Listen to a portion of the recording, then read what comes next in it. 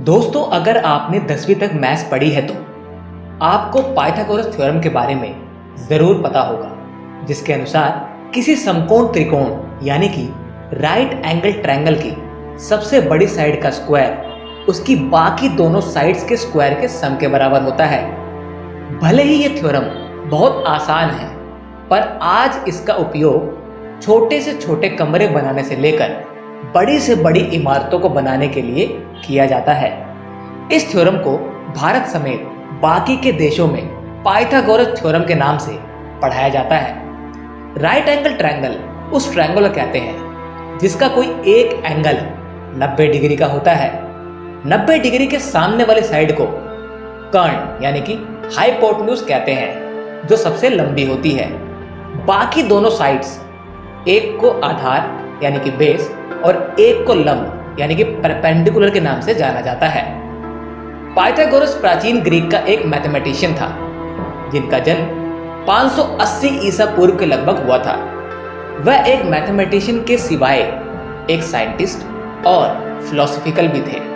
उन्हें mainly Pythagoras theorem की वजह से ही जाना जाता था, जिसका नाम उनके नाम पर रखा गया था।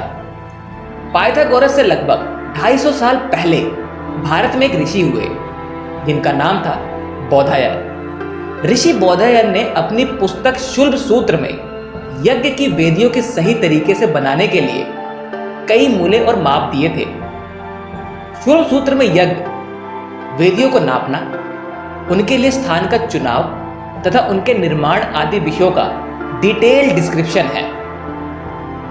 शुल्ब सूत्र के अध्याय 1 श्लोक नंबर 12 में इस पाइथागोरस थ्योरम के बारे में पहले से ही जानकारी दी हुई थी, जिसे आपको जानकर हैरानी होगी कि इस श्लोक का मतलब वही है जो पाइथागोरस थ्योरम का है।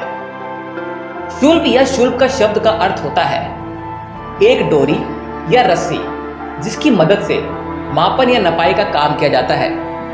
रस्सी या डोरी की मदद से वेदी, मंडप, वैदिक चिति आदि को ज्योमेट्रिकल रूप से नापने जोखने की जानकारी जिन ग्रंथों में दी गई है, उन्हें शुल्ब सूत्र के नाम से जाना जाता है।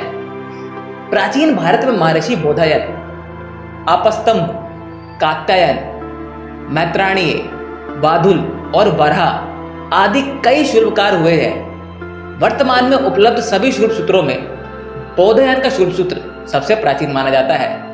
इसका मतलब यह है कि पाइथागोरस से भी कई साल पहले भारतीयों को इस थ्योरम की जानकारी थी और इसके सबसे पहले खोजकर्ता ऋषि बोधायन थे। अब सवाल यह उठता है कि भारत के स्कूलों की किताबों में इस थ्योरम को पाइथागोरस थ्योरम क्यों पढ़ाया जाता है? इसका सीधा सा उत्तर है कि आजादी के बाद जिन लेखकों को भारत का इतिहास और अन्य विषयों पर किताबें लिखने का काम सौंपा गया था, वह सभी अंग्रेजों की शिक्षा पद्धति से पढ़े हुए थे। जैसा उन्होंने पढ़ा था वैसा ही वो लिखते थे।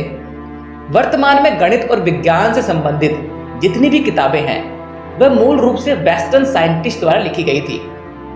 उन वेस्टर्न साइंटिस्ट को उनकी प्राचीन ग्रीक सभ्यता, उसके वैज्ञानिकों और उनकी खोजों का तो पता था, पर शायद प्राचीन भारत के ज्ञान के बारे में उन्हें इतनी जानकारी नहीं थी।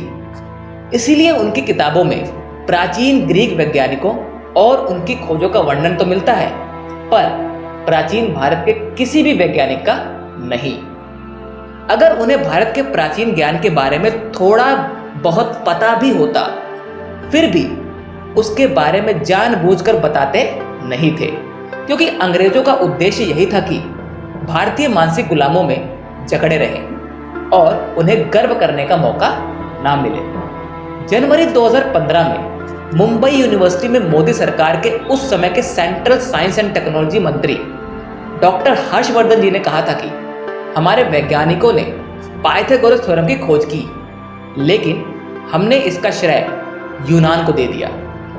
जिस प्रकार से एनडीए सरकार राष्ट्रवाद को ध्यान में रखते हुए किताबों को नए सिरे से लिखवा रही है, उससे हम ये अनुमान लगा सकते हैं कि भविष्य में भारतीय किताबों में जरूर हमें पाइथागोरस थ्योरम की जगह बोधायन प्रमेय को पढ़ने को मिलेगा। दोस्तों, इस पूरे संक्षिप्त विचार में आपकी क्या राय है? हमें कमेंट करके ज़रूर बताइएगा और वीडियो को लाइक और चैनल को सब्सक्राइब करके हमारी फैमिली का हिस्सा ज़रूर बनिएगा।